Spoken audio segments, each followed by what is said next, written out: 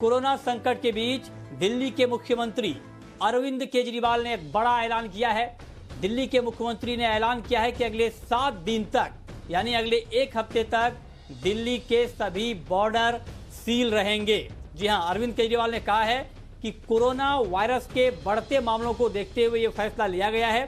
बता दें कि दिल्ली सीएम का यह फैसला तब आया है जब नोएडा, गाजियाबाद जैसे शहरों ने पहले ही दिल्ली से सटे बॉर्डर को बंद कर रखा है। तो जी हां, इस वक्त की अहम खबर, दिल्ली के बॉर्डर अगले 1 हफ्ते तक सील रहेंगे। यह ऐलान दिल्ली के मुख्यमंत्री ने किया है।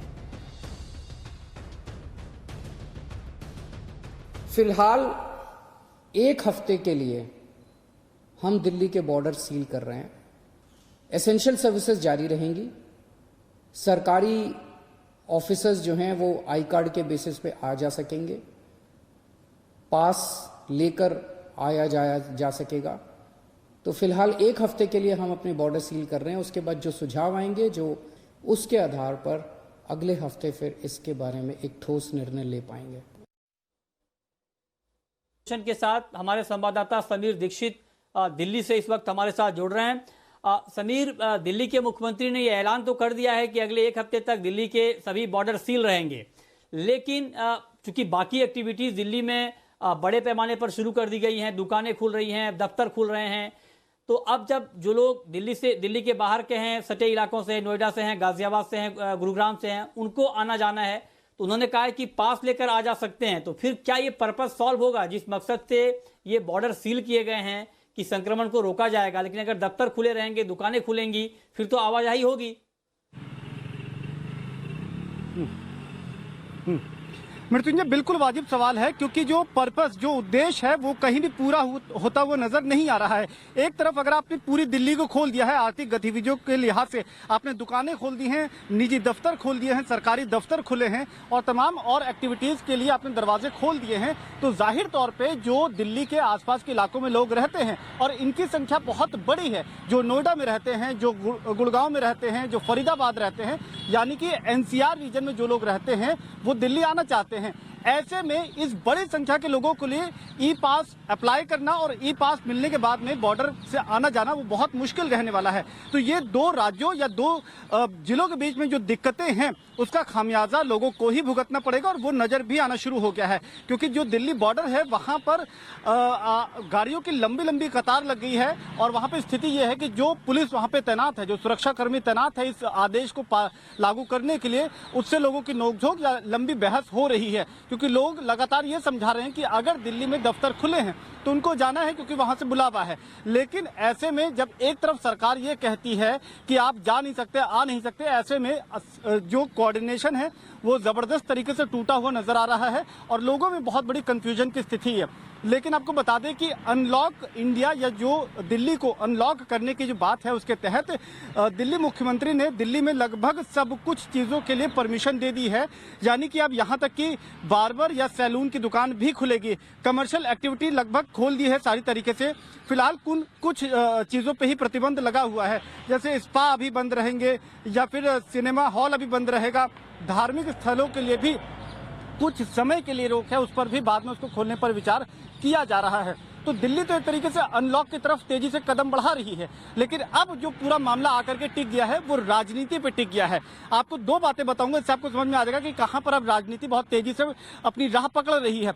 दिल्ली मुख्यमंत्री ने लोगों से फीडबैक मांगा है कि क्या दिल्ली बॉर्डर को नोएडा और गुड़गांव वासियों के लिए खोला जाए और इस फीडबैक के लिए शुक्रवार तक का समय मांगा है। अगर आप शुक्रवार तक के लिए ये स्थिति स्पष्ट नहीं करेंगे कि एक तरफ तो आप दिल्ली खोलकर बैठ गए हैं और क्या दिल्ली के आसपास के लोगों को जो आना जाना है उसके लिए आप फीडबैक मांग रहे हैं, यानी कि वहां पहली कंफ्यूजन। दूसरी बात यह है कि दिल्ली में रोजाना जो कोरोना पॉजिटिव केसेस की जो संख्या है वो 100-200 नहीं, 500 नहीं, बल्कि अब 1000 के आंकड़े के ऊपर पहुंच गई है। अभी पिछले 24 घंटे में तकरीबन 1300 नए मामले सामने आए हैं और इस वक्त दिल्ली में कोरोना पॉजिटिव केसेस की संख्या तकरीबन 20,000 पहुंच गई है। ऐसे में ये जाहिर तौर पे सवाल उठ रहे हैं कि जो भी नीतियां या कदम दिल्ली सरकार की रही हैं क्या वो फेल साबित हो रही हैं। तो यहाँ से चीजों को एक तरीके से कहा जा रहा है, ये आरोप लग रहे हैं कि डाइवर्ट करने के लिए अब दिल्ली के मुख्यमंत्री केजरीवाल ये पैंतरा आजमा रहे हैं कि क्या दिल्ली के अस्पतालों में जो बाहर के लोग हैं, यानी कि जो दिल्ली के बाहर के निवासी हैं, क्या उनको इलाज करने की अनुमति दी जानी चाहिए। तो इस पैंतरे के साथ और इस तर्क के साथ दिल्ली के मुख्यमंत्री का ये कहना है कि जो बाहर के लोग हैं उनको दिल्ली के अस्पतालों में इलाज करने के लिए शायद पर्याप्त व्यवस्था नहीं है, ऐसे में बॉर्डर को सील किया जाना चाहिए। और दूसरा ये कि अगर केवल दिल्ली वासियों को ही इलाज मिलेगा तो भले ही केसेस में कितना भी इजाफा हो, उनको इलाज देने में पूरी तरीके से दिल्ली सक्षम होगी। तो यहाँ पर मामला अब कोरोना के खिलाफ लड़ने से ज्यादा इस बात पर आ टिका है कि कौन कितनी ज्यादा राजनीति करता है, कौन कितना ज्यादा अपने समर्थकों को या जो इस पॉलिटिकल लाइन को समझते हैं उनको अपने साथ बांधे रखता है। ये एक बड़ा पेच इस वक्त दिल्ली में नजर आ रहा है। ठीक है। ओके, चलिए, ये आपने कुछ महत्वपूर्ण जानकारी दी है। चलिए आगे बढ़ते हैं। आज से देश में बहुत कुछ बदल गया है। सरकार ने अनलॉक 1 का ऐलान कर दिया है। इसके तहत आज से लोगों को कई सारी राहतें दी जा रही हैं। इन राहतों के बारे में, गृह मंत्रालय की जारी गाइडलाइन के बारे में हम आपको आगे बताएंगे, लेकिन सबसे पहले आपको बताते हैं कि ये 5 बड़े बदलाव समझिए जो आज से होने वाले हैं। पहला ये कि देश में अनलॉक 1 आज से लागू हो गया है। दूसरी बड़ी बात कि देश में अब आप कहीं भी बिना पास के आ जा सकते हैं, कुछ जगहों को छोड़कर। तीसरा सबसे बड़ा बदलाव यह है कि देश में आज से 200 नॉन एसी ट्रेनें शुरू हो गई हैं। चौथा बड़ा बदलाव, 20 राज्यों में 1 नेशन 1 राशन कार्ड लागू हो गया है, यानी एक राशन कार्ड पर देश के किसी जो 20 राज्य हैं, इन 20 राज्यों में कहीं भी आप जो राशन के तहत जो आपको अनाज या बाकी चीज़ें मिलती हैं उसके लिए आप योग्य हैं और आपको वो मिलेगा। इस चौथा बड़ा बदलाव ये हो गया। और पांचवा बड़ा बदलाव ये है कि यूपी रोडवेज की बसें सड़कों पर चलने लगी हैं। तो ये 5 बड़े बदलाव 1 जून से लागू हो गए हैं।